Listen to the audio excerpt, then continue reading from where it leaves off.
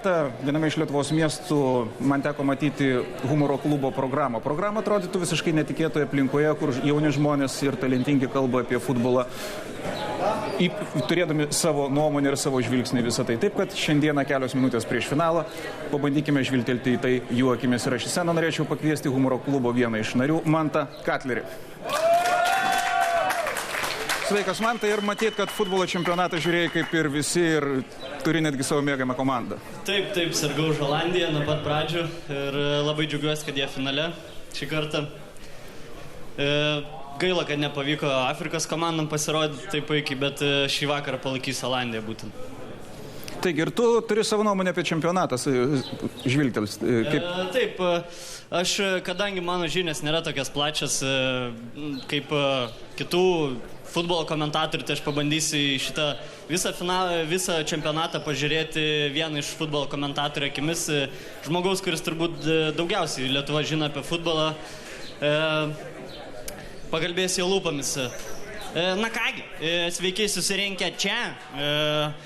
Stars and Legends barą, tiek žiūrovai prie televizijos ekranų, tiek čia esantys žmonės. Na, futbolo spektaklis artėja į pabaigą. Sakykime taip, beliko tik vienas nežinomasis, tai yra nugalėtojas. Čempionatas praskriejo greitai ir įdomiai. Galėčiau pasakyti taip, jame netruko nieko, nei intrigų, nei kalbų apie kamuolį, nei triukšmo. Be abejo, kalbu apie vuvuzelas. Netruko naujų jaunų talentų. Tai tie patys Ozilis, Meksikos vunderkindas Giovanni dos Santošas ir be abejo Čilės komandos lyderis Sančezas. Ar Sančezą nuostabų žaidimą galima vadinti staigmena? Jūs gal ir galite, aš ne.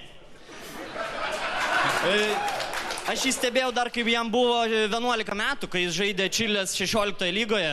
Netgi buvau jo gimdyme. Tai galiu pasakyti, tokio perspektyvaus gimdymo dar nesumatęs. Staigmenų irgi buvo daug, tačiau super sensacijų ne. Italų, prancūzų pasitraukimas iš grupės varžybų manęs nenustebino. Su tokiu žaidimu toli neisi. Brazilų fiasko. Ar tai staigmena? Taip. Ar sensacija? Turbūt, kad ne. Vis dėlto galima prisiminti kalbas aidusias prieš turnyrą. Prisiminkime, kodėl buvo nepaimtas Ronaldinho, tas pats Adriano. Kiekvienas Brazilijos kaimo laikraštis turi savo svajonių vienuolikę ir aš turiu savo. Ir vežuosi ją tokią, sakė Dunga. Na, arogantiškas Dunga ir galvos ten risis, nes Brazilijai ketvirtfinalis ne rezultatas. Kalbant apie finalą, mes neturime ko bijoti, sakė Van Marvikas. Į aikštę išeisime nusiteikę, o ne su baime akise. Tai kai matėme Vokietijos rinktinę, nusiteikę kovoti ir nugalėti. Na, vis dėlto finalo nugalėtojus galvakojus pasirinko ispanus finalo nugalėtojus. Vargu ar galėčiau jam prieštarauti. Taip, ispanai stipresni ant popieriaus, jie geriau žaidžia, brandesnis, protingesnį futbolą.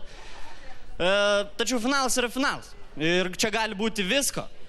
Na, ir šiam vakarui tiek. Visą čempionatą ir pasirodymą padėjau stebėti aš, Lietuvos Ryto Sport žurnalistas. Nežiūrėkit. Gerų emocijų, gero futbolo ir te laimi stipriausias. Ačiū.